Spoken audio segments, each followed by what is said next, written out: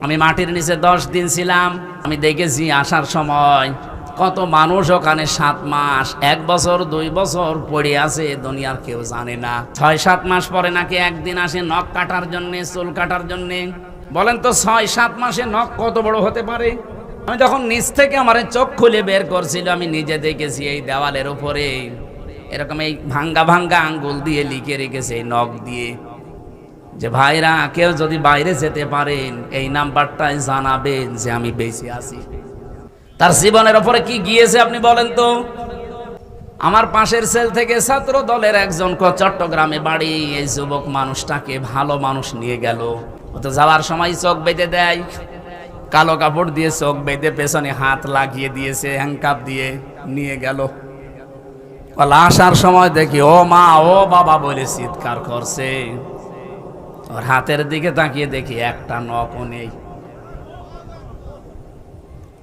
আমার যে গোপন ঘরে নিয়েছিল ওই জায়গায় আমাকে ওই মেশিন দেখিয়েছে, কিন্তু আমার নখ তোলেনি, একটা চাপ দিয়েছিল শুধু এই যে এই জায়গায়।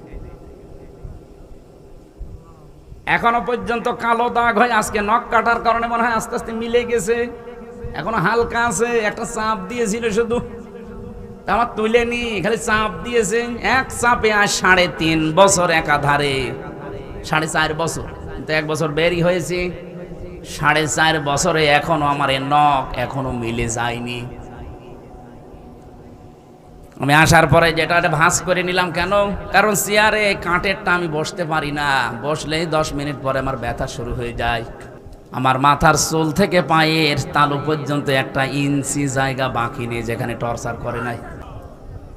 এই জন্য আসার পরে এটা আমার উপরে দিচ্ছিল না, আগে ভাঁজ করে দেন, কারণ 10 মিনিট পরে আমার ব্যথা হয়ে যাবে। এমন কিছু করেছে যেটা আমার ম্যাডামকে ছাড়া আর কাউকে দেখানো যায় না। ওই ভাইকে জিজ্ঞাসা করলাম যে কি করেছিল আপনার, বলে চেয়ারের সাথে আমারে আটকিয়ে দিয়েছে, হাতের সাথে ক্লিপ দিয়ে, পায়ের সাথে ক্লিপ দিয়ে, গলার সাথে একটা বেল্ট লাগিয়ে দেয়, আর মুখ তো আপনার কালো কাপড় দিয়ে ঢাকা। আপনি তো জানেন না কোথায় আছেন।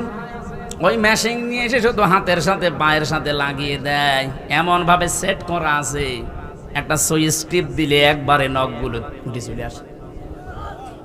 শুধু নখ উঠে চলে আসলে ছেড়ে দেয় না, যখন ফিনকি দিয়ে রক্ত বের হয় ওর উপরে লবণ ছিটিয়ে দেয়।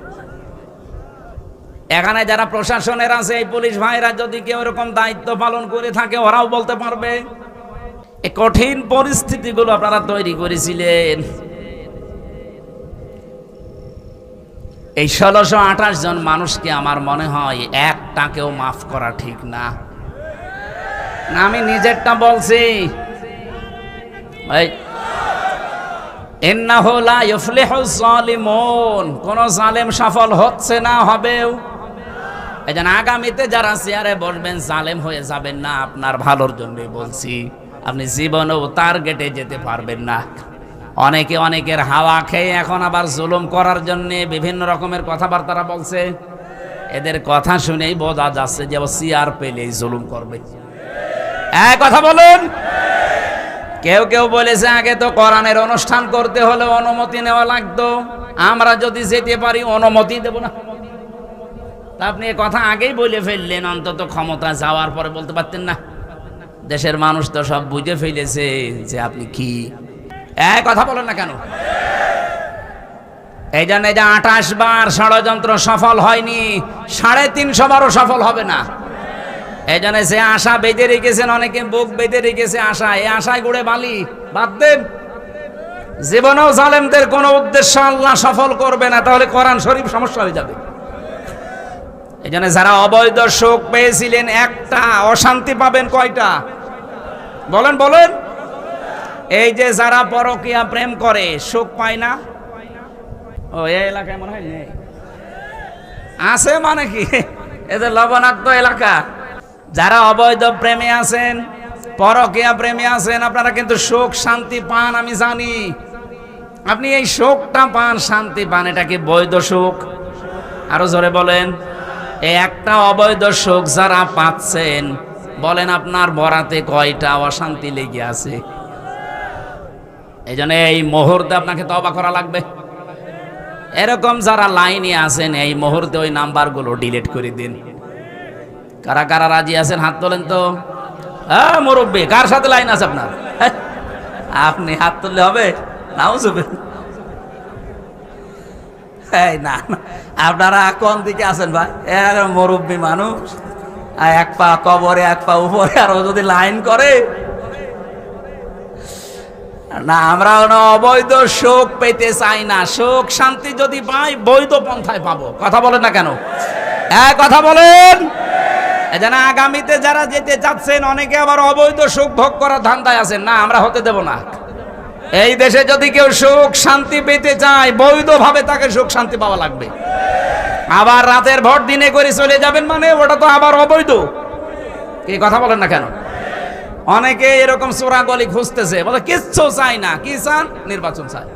নির্বাচন আপনি কার ওপর ভরসা করে দেবেন? এখনো সংস্কার হয়েছে? ওই সেই 1628 জন মানুষ ওরাই আছে। শুধু এ পটুয়াখালীরটা গেছে কুষ্টিয়ায়, কুষ্টিয়ারটা কুমিল্লায়। এই মাল তো সব একই আছে। আমরা চাই এই 1628টা চেয়ারে একজনও থাকবে না, সবগুলো পাল্টান, নতুন মানুষ দেন। নির্বাচন 10 বছর না কালকেই দিয়ে দেন, কোনো অসুবিধা নেই। কিন্তু এই লোকগুলোর আন্ডারে যদি দেন, এরাই তারা যারা এই 3 বার নির্বাচন করেছে। আপনি কিছুই চান না, বলে কি খাবেন? কিচ্ছু খাবো না। কি খাবেন? নির্বাচন খাবো। খালি নির্বাচন নির্বাচন করে, জিনিসপত্র সময় দেওয়া লাগবে না তাদেরকে। পরিষ্কার পরিচ্ছন্ন যেহেতু চলছে, আর সংস্কারের জন্য এই মানুষগুলো জীবন দিয়ে গেল। একটা দুইটা 2732 জন মানুষ জীবন দিয়েছে, যে তাদের জীবনের মূল্য নেই। এই জন্য কেউ কথা যদি আগামীতে বলতে চান, আমি স্পষ্ট ভাষায় বলছি, 47, 52, 71 ওই কথা আর টেনে আনবেন না। আমরা পেছনে যেতে চাই না। আপনি 24 টেনে নিয়ে আসেন, যার সাথে আমাদের সম্পর্ক বেশি। কথা বলেন। খালি কথা বললেই টেনে নিয়ে আসে 71, 52, 47। ওই সময় আমার বাবাও হয়নি, আমি তো হইনি। আমি আপনাকে কথা বলতে হলে আমাকে 24-এর কথা বলেন, যে 24-এর চেতনা এই ছিল। বৈষম্য দূর করার জন্য যেহেতু 24-এ ছাত্র ছাত্রীরা জীবন দিয়েছে, আগামীতে কেউ যেন বৈষম্য করতে না পারে সেই পরিবেশ তৈরি করে তারপরে নির্বাচন। এর আগে দিলে আমরা জানি আবার ওই দিনের ভোট এরাই আবার রাতে করে ফেলবে। আর দিনের ভোট রাতে হলে যারা আসবে, এরা কি বৈধ সুখ পাবে না অবৈধ? আরো জোরে বলেন। আর অবৈধ সুখ ভোগ করবেন মানে? আপনি আমার ভাই না? আপনিও মুসলিম মানুষ, আমিও মুসলিম। আপনাকে আমি অবৈধ সুখ ভোগ করতে দেব না।